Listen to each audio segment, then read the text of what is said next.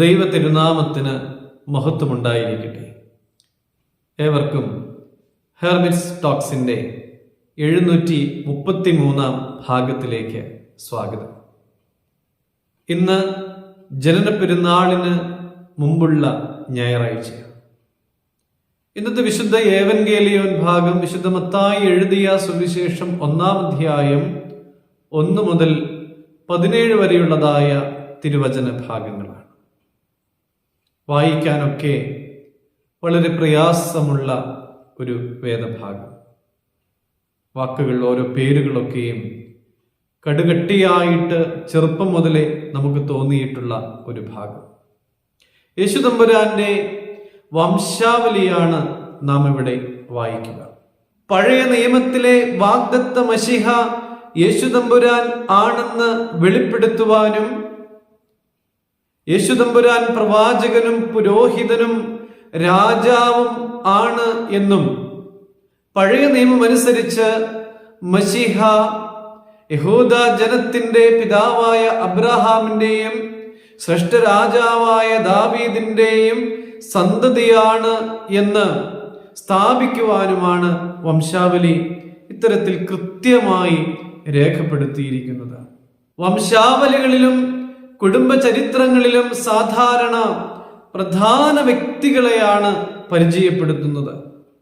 എന്നാൽ യേശുക്രിസ്തുവിന്റെ വംശാവലിയിൽ അങ്ങനെയൊന്നും നമുക്ക് കാണുവാനായിട്ട് സാധിക്കില്ല.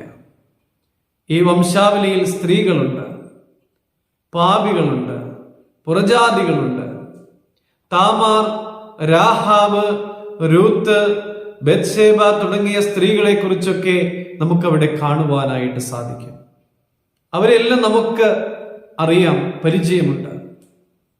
അവർ പല സാഹചര്യങ്ങളിലൂടെ കടന്നുപോയവരാണ്, കൈപ്പേറിയ അനുഭവങ്ങളിലൂടെ കടന്നുപോയവരാണ്.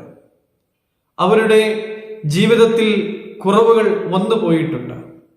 പ്രിയമുള്ളവരെ, മനുഷ്യ ജീവിതത്തിന്റെ വീഴ്ചകളെ എല്ലാം അംഗീകരിച്ചുകൊണ്ട് അവരോട് ക്ഷമിക്കുന്ന ഒരു ദൈവത്തെയാണ് നമുക്കിവിടെ കാണുവാനായിട്ട് സാധിക്കുന്നത്. ജാതികളെ അകറ്റി നിർത്താതെ പാർശ്വവൽക്കരിക്കപ്പെട്ടവരെയും ഉൾക്കൊള്ളുന്ന ഒരു ദൈവത്തെയാണ് ഈ വംശാവലിയിലൂടെ നാം പരിചയപ്പെടുന്നത്. പ്രിയമുള്ളവരെ, മറ്റുള്ളവരെ ചേർത്ത് പിടിക്കുവാനായിട്ട് നമുക്ക് സാധിക്കാറുണ്ടോ? കുറവുകളില്ലാത്തവരായി ആരെങ്കിലും ഈ ലോകത്തിൽ ജനിച്ചിട്ടുണ്ടോ? നമ്മുടെ കർത്താവല്ലാതെ. പ്രിയമുള്ളവരെ, നമ്മളൊക്കെയും ഓരോ ദിവസവും ഓരോ നിമിഷവും മറ്റുള്ളവരുടെ കുറവുകളെ പർവ്വതീകരിച്ച് കാണിക്കുവാനായിട്ട് ആഗ്രഹിക്കുന്നവരാണ്.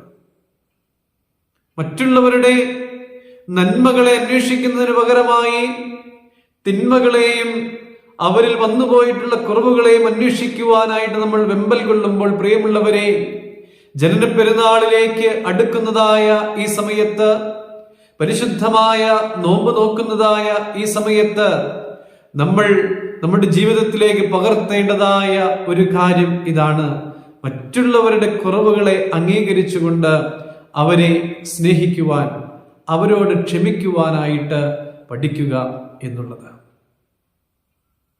എല്ലാവരെയും സ്നേഹിക്കുന്നവരായി മാറുവാൻ നമുക്ക് സാധിക്കണം. സ്നേഹമില്ല എങ്കിൽ നമ്മൾ ഒന്നുമല്ല എന്ന് വചനം നമ്മളോട് പറയുന്നുണ്ട്. കർത്താവ് നമ്മളെ പഠിപ്പിച്ചത് സ്നേഹിക്കുവാനാണ്. കർത്താവ് ഈ ഭൂതലത്തിൽ പിറവിയെടുത്തത് നമ്മളെ സ്നേഹിച്ചത് കൊണ്ടാണ്. പ്രിയമുള്ളവരെ, എന്നെയും നിങ്ങളെയും ഒക്കെ ഇത്രമേൽ സ്നേഹിക്കുന്ന ദൈവത്തെ തിരിച്ചു സ്നേഹിക്കുവാനായിട്ട് നമുക്ക് സാധിക്കണം. ആ ദൈവം നമ്മുടെ ഉള്ളിൽ വസിക്കുവാനായിട്ട് ഇടയാകണം. അതിനുള്ള കൃപ തമ്പുരാൻ നമുക്കെല്ലാവർക്കും നൽകട്ടെ എന്ന് പ്രാർത്ഥിക്കുന്നു. ദൈവം അനുഗ്രഹിക്കട്ടെ.